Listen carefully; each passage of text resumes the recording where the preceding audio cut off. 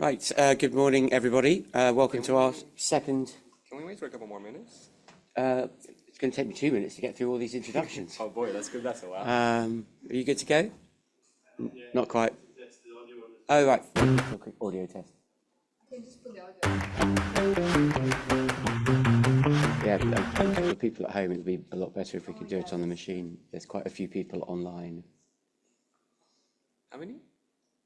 That I couldn't tell you from here.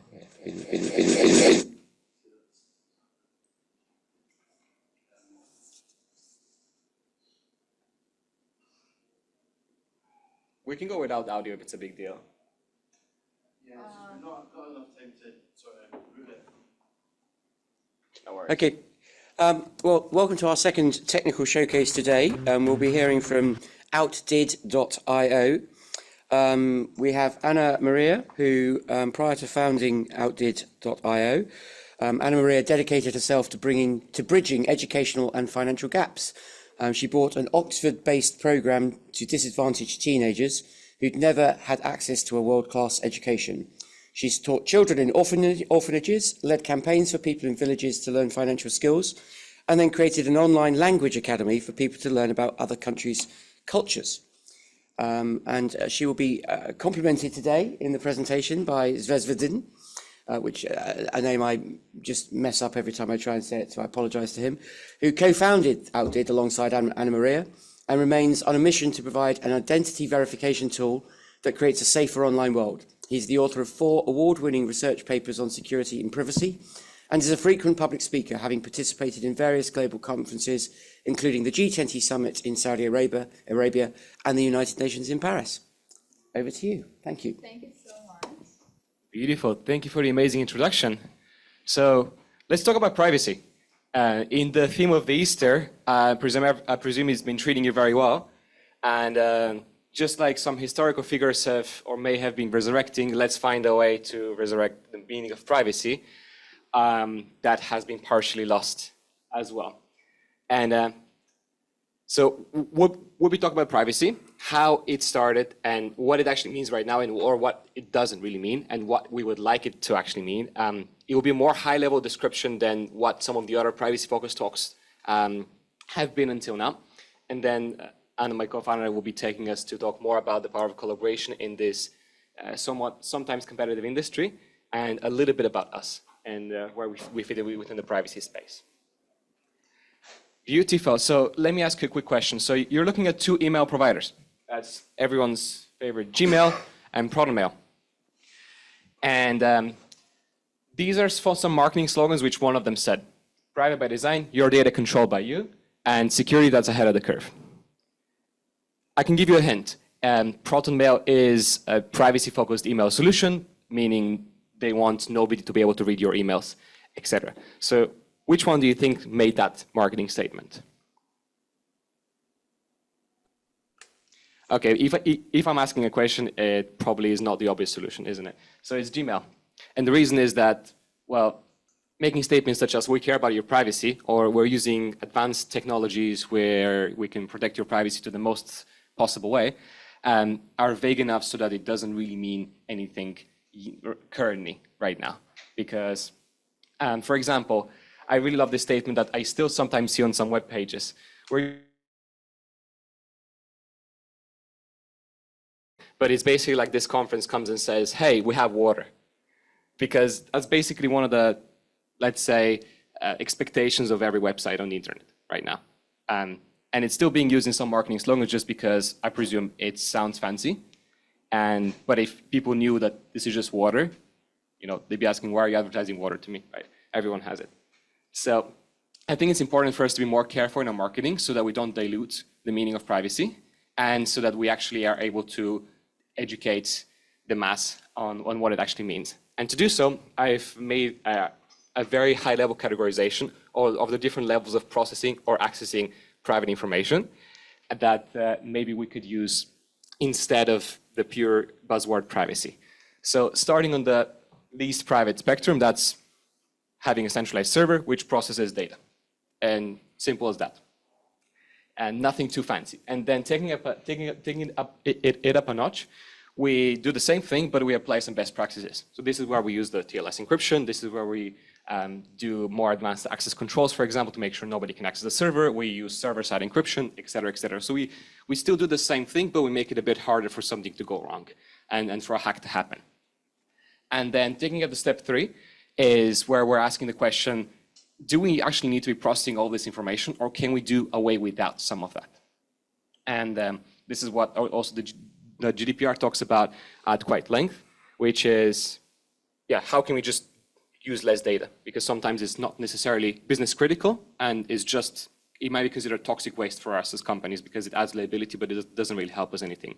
So this is, I would say, the more basic levels of privacy.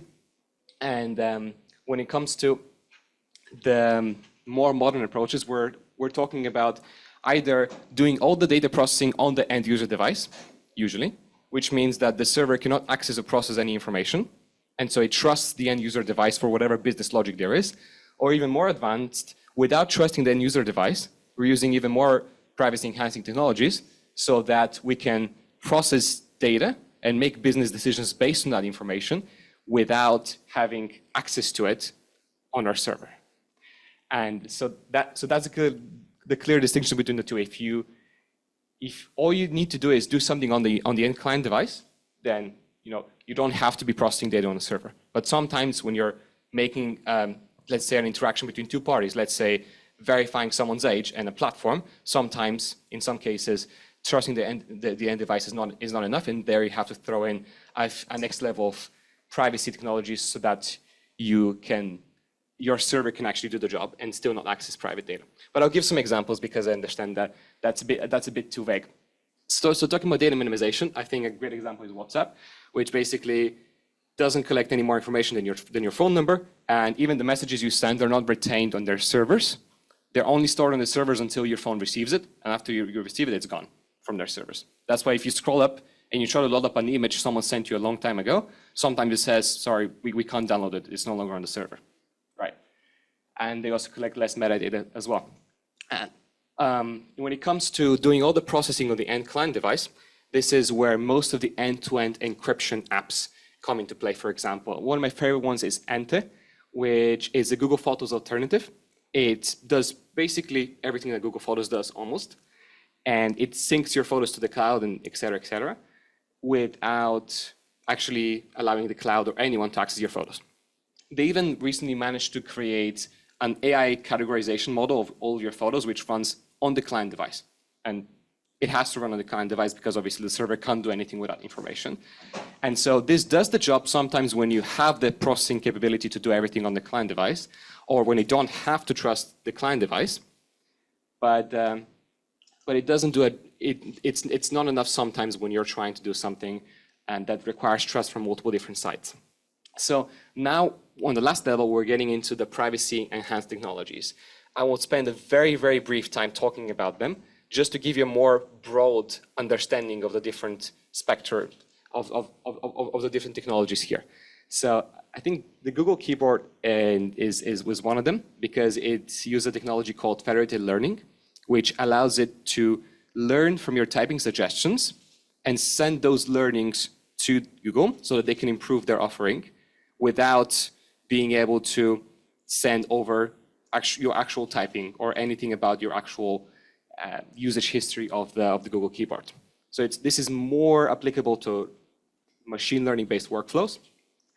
And another example when it comes to ZK proofs, for example, is the payments network Zcash, which actually allows, it's basically like PayPal, but it allows anyone to send money from someone to someone, and that's it. So from the user perspective, it works like PayPal, simple as that.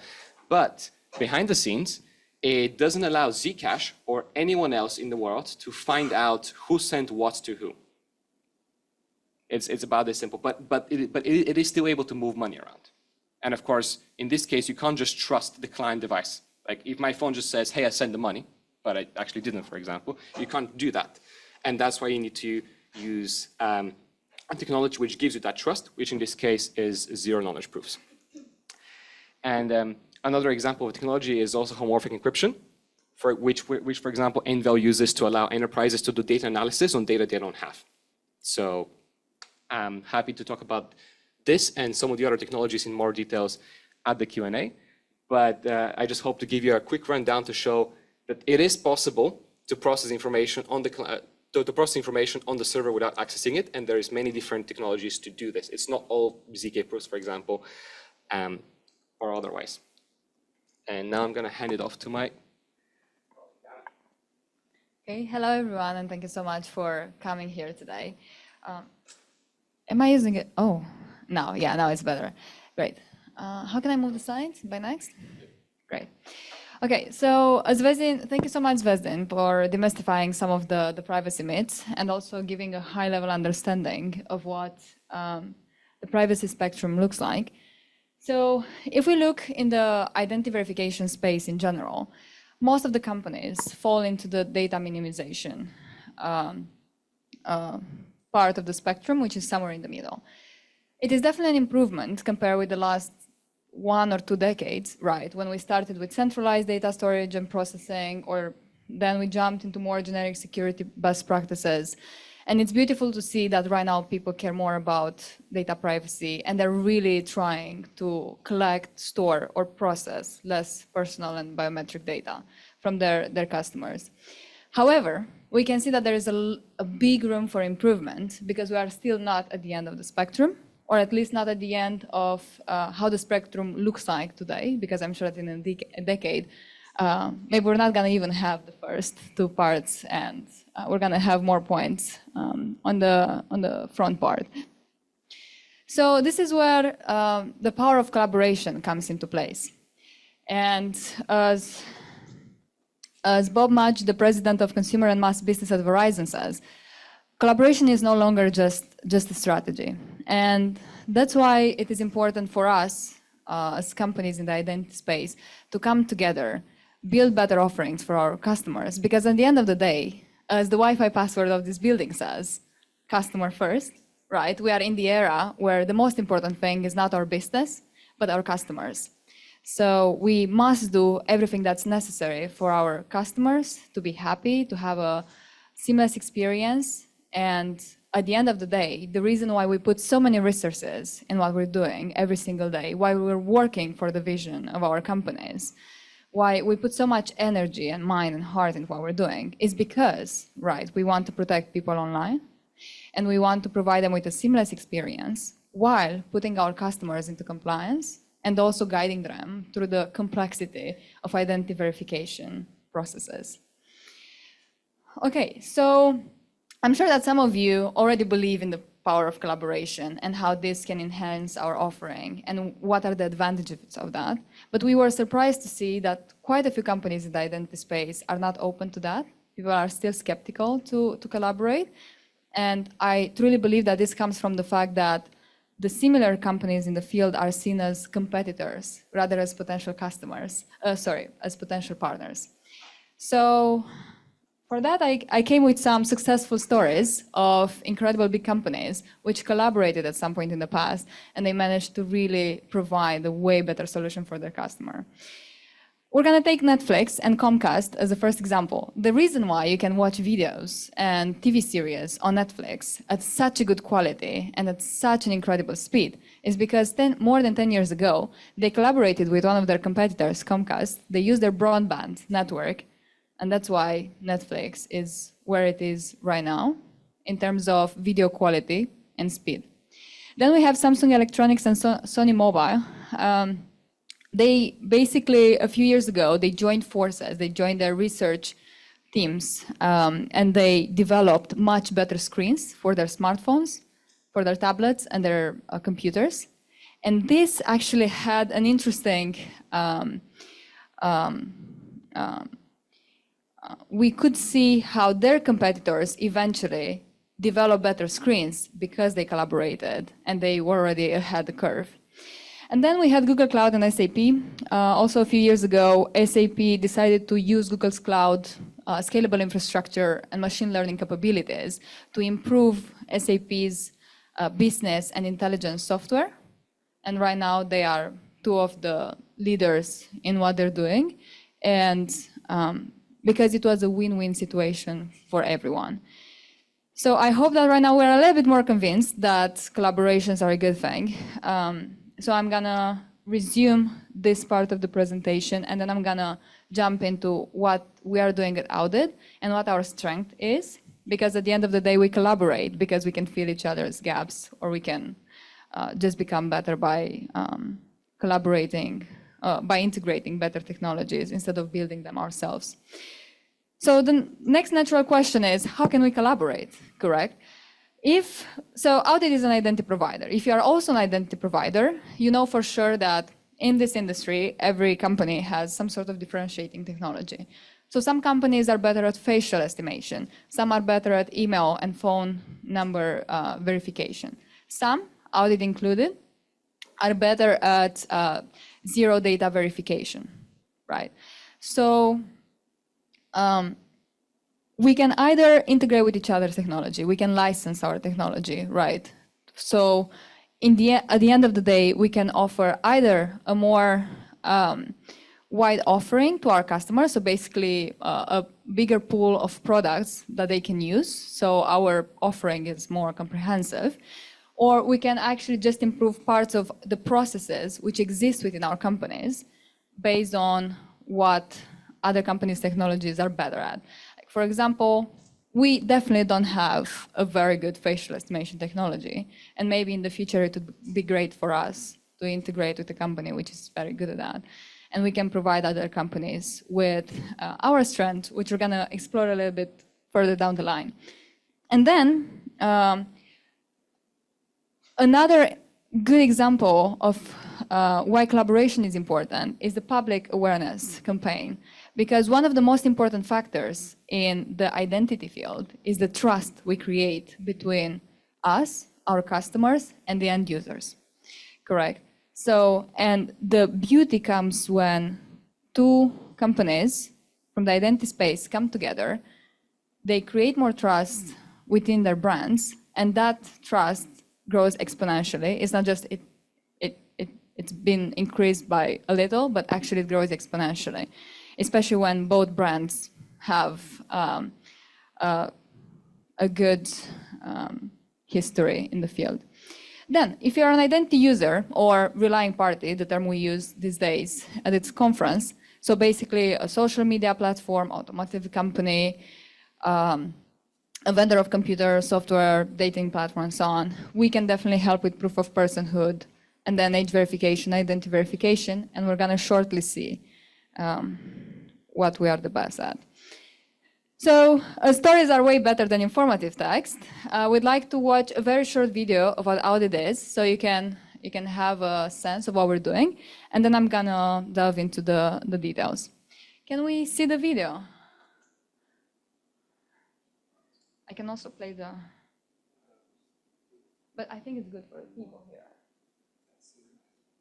I will synchronize it. Are we ready?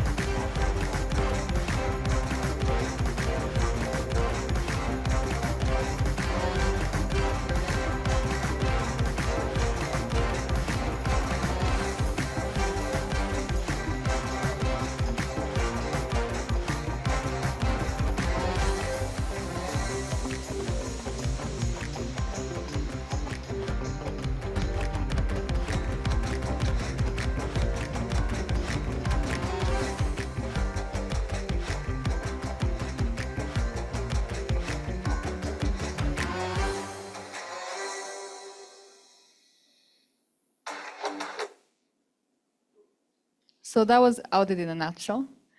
Oh, yeah, this is the slide. Okay, so to sum up, as we already said before, most identity verification companies right now collect, store, or process personal data to some extent. So this is also a spectrum, but we're not going to talk about it right now.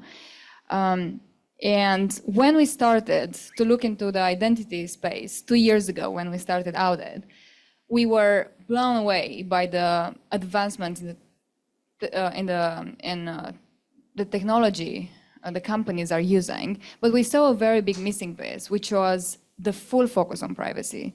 So basically, most companies have some private parts in their processes, but the full focus is not on privacy.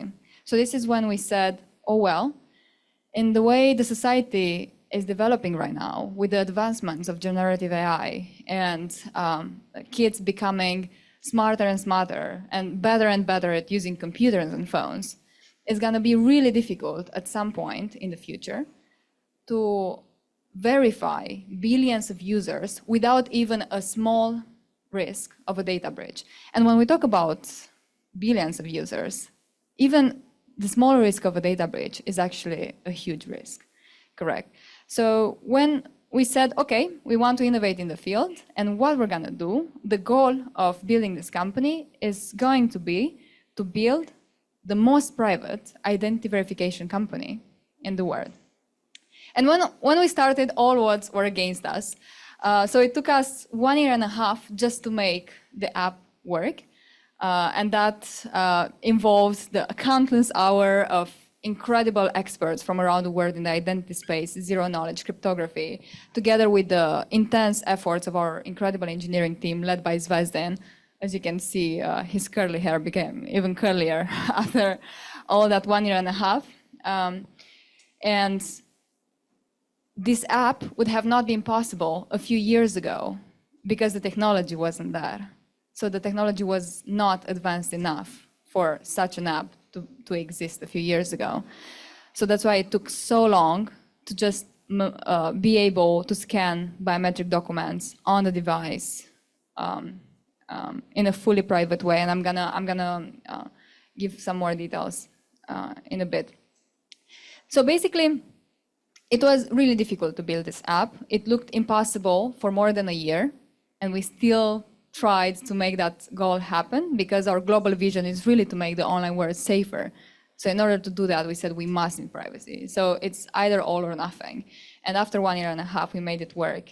And we were so grateful for that. And now we are 2 years in since we've been building Audit and we are in the business. So we shortly realized after we built the app that privacy actually comes with many other advantages. So we can still put companies into compliance, full compliance. We can still, the app itself is fundamentally more cost efficient because there is no human input in any part of the process. And also there is no server or database in the whole process. And also we keep people anonymous, meaning that nobody can ever be able to go back to people's identities. So we do not collect, store, or process any personal information. So just very quickly, how Audit works. Audit basically works similarly to how many of the current digital identity wallets are, but without the digital, without the involvement of the digital ID. So let's imagine you want to buy alcohol online. The process is as simple as at the checkout, you're going to be prompted with a QR code. You have to scan the QR code. You're going to be sent to your phone, either on Audit's app or in the browser. You're going to tap your passport identity card against the phone. You have to accept the fact that you have to prove that the fact that the alcohol company will receive the fact that you're over 18, and then you're good to go. Very quick, very smooth, and the end user knows at every single step that their privacy is under control. So basically, how Audit works is that everything is locally stored in the user's device. Thank you so much. No personal information leaves the device, and no one is ever able to access that personal information at any point in time, not even us. And that's the beauty of what Audit is today, and this is our strength, our main strength. And because we managed to create one of the most private identity verification solution in the world, one of our angel investor is Matthias Oloski, who is the founder and CTO of OutZero, the biggest third-party authentication company in the world. And we were really humbled to receive his perspective on what Audit does, so we can share with you today. And he said that there are a lot of identity verification solutions out there, but no one taking the approach to privacy Audit is taking, using zero-knowledge proofs, minimizing costs and compliance risks. So to encapsulate the whole presentation, Audit can verify quickly biometric documents like passports and identity documents and this is where our superpower comes in a fully private way. So at almost the highest privacy, in the highest privacy manner, as you saw in the spectrum presented by Zvezdin, end-to-end is fundamentally more cost efficient